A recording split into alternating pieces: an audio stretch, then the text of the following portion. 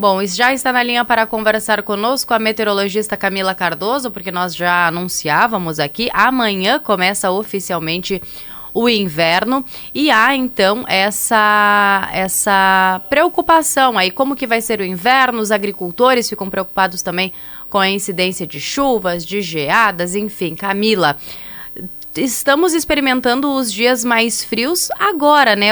Dá a impressão que o frio atrasou esse ano. Isso significa que o inverno vai ser mais quente ou menos frio? Bom dia, Camila.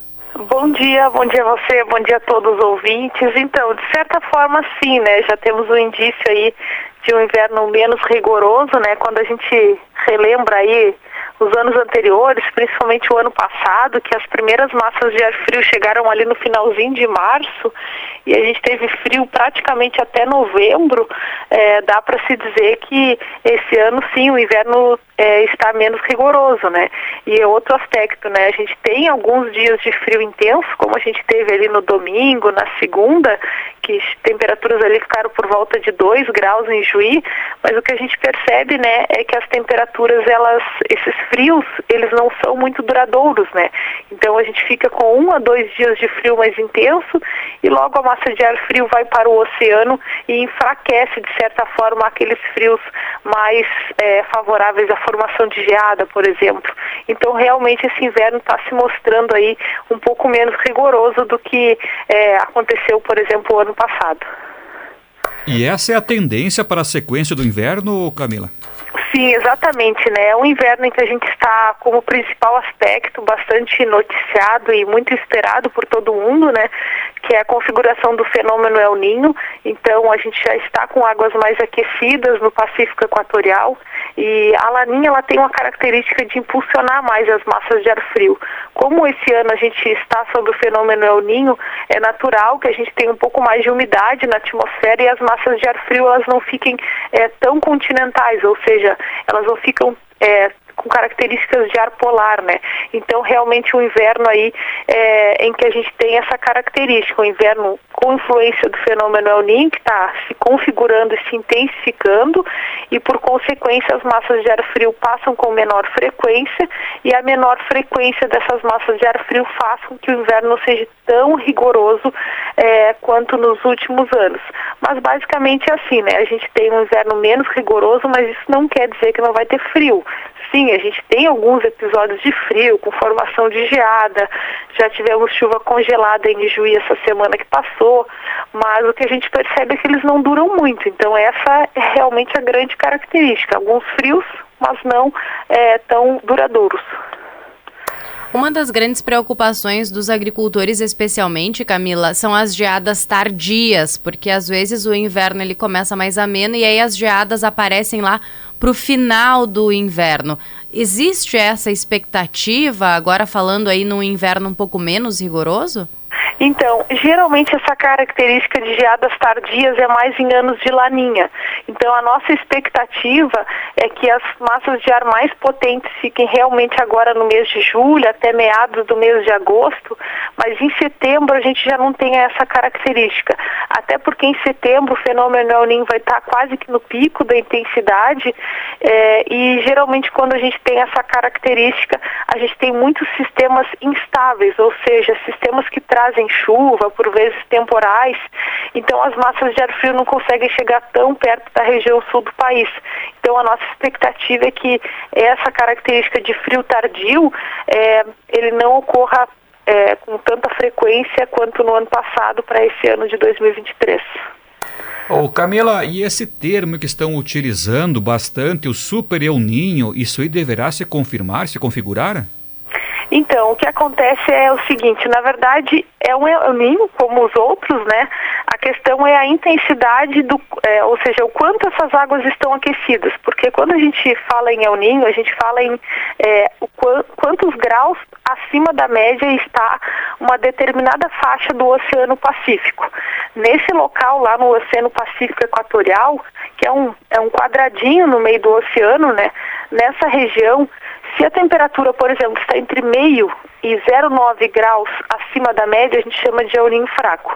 O super El Niño seria quando essas águas estão a quase 2 graus acima da média naquele local lá do Oceano Pacífico. Os modelos meteorológicos, eles estão, na verdade, os modelos climáticos, né? Eles estão projetando que essas águas vão ficar bem aquecidas até no máximo início de janeiro. E dependendo da intensidade desse aquecimento, pode se configurar um El Niño de forte intensidade e algumas estimativas até de um super El Niño. Mas isso a gente tem que acompanhar como que essas águas vão se comportar. E, em princípio, a gente tem sim um El Niño de, no mínimo, moderada a forte intensidade. E se vai ser um super El Niño mesmo, a gente vai ter que ver como que vai ficar esse aquecimento mais agora no mês de agosto e setembro. Bom, e sobre as chuvas, Camila, você falava que a tendência é ser um inverno mais úmido. A gente tem expectativas aí de chuvas muito acima da média? Exatamente, a gente tem uma expectativa de retorno das chuvas mais frequentes, porque o que acontece? Quando a gente tem a formação do fenômeno El Niño, a gente tem justamente uma dinâmica global em termos de fluxo de ventos alterada, e nessa nova dinâmica que acontece em função desse El Niño, o calor e a umidade que é proveniente lá da região amazônica, ele fica muito direcionado para o sul do país. Quando a gente tem mais disponibilidade de calor, de ar úmido, a gente forma mais nuvens. E formando mais nuvens, obviamente, a gente também tem chuvas acima da média, eventos de chuva mais frequentes. Então, a nossa expectativa é que sim, as chuvas fiquem acima da média no trimestre, que é junho, julho e agosto, mas especialmente na primavera. Porém, mesmo que as chuvas acima da média, até de certa forma é bom, porque a gente ficou com um período de pouca chuva, nos traz uma preocupação, principalmente ali no mês de setembro, porque é comum em anos de El Niño a gente ter uma frequência maior de temporais durante a primavera. Então isso é uma característica que a gente deve observar. Então os eventos de chuva podem vir com alguns temporais em direção aos meses de primavera. A gente já teve, principalmente do centro-oeste do Rio Grande do Sul, aí chuvas acima da média até o dia de hoje. Vocês em Juí não estão com a chuva muito boa ainda, mas em vários pontos do estado a chuva já até superou a média nesse mês de junho. Quando se fala em chuvarada aí para primavera, por exemplo, Camila, dá para prever alguma coisa? Quanto, por exemplo, pode chover num dia aqui em Juí, região? Então, é bastante complicado, né? A gente prever uma chuva diária com tanta antecedência. Mas se a gente for pegar histórico de anos anteriores, a gente pode ter alguns eventos de chuva acima de 100 milímetros ali nos meses de setembro e outubro, acompanhado aí de rajadas de vento e até eventual queda de granizo, principalmente em setembro e outubro, que são meses bem perigosos para vocês no noroeste do Rio Grande do Sul. Então, assim, não quer dizer que vai dar 100 milímetros, mas olhando a história de Juí, a gente pode ter alguns episódios de chuva bem intensa em curto espaço de tempo, justamente em função aí da primavera por si só e uma primavera de El Niño. Sim. Bom, Camila, duas perguntas aqui ainda.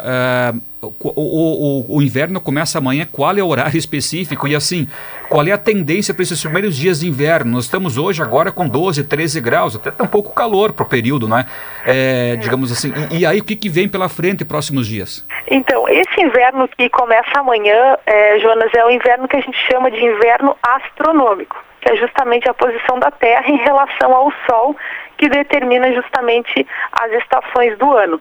Então, assim, ele começa amanhã às 11 horas e 58 minutos e finaliza dia 23 de setembro às 3 horas e 50 minutos. Isso do ponto de vista astronômico, que é a posição da Terra em relação ao Sol.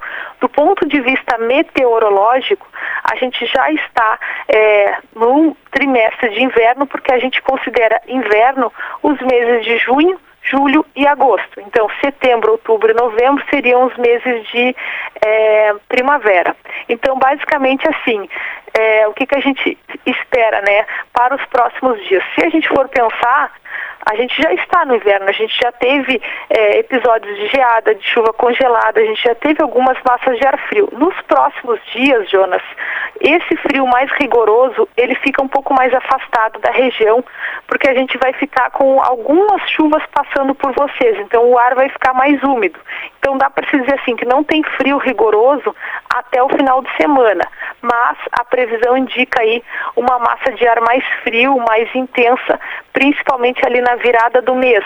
Então ali pelo dia 28, 29, bem na virada do mês de junho para julho, uma massa de ar frio mais intensa deve trazer novamente geada para vocês. Então até ali dia 27 não tem frio rigoroso, temperatura aí dentro do que se espera para a época do ano, e um frio mais intenso na virada do mês com possibilidade de geada. Ok, muito obrigada, Camila Cardoso. A gente segue acompanhando também durante a programação as atualizações aí da meteorologia. Bom dia. Bom dia.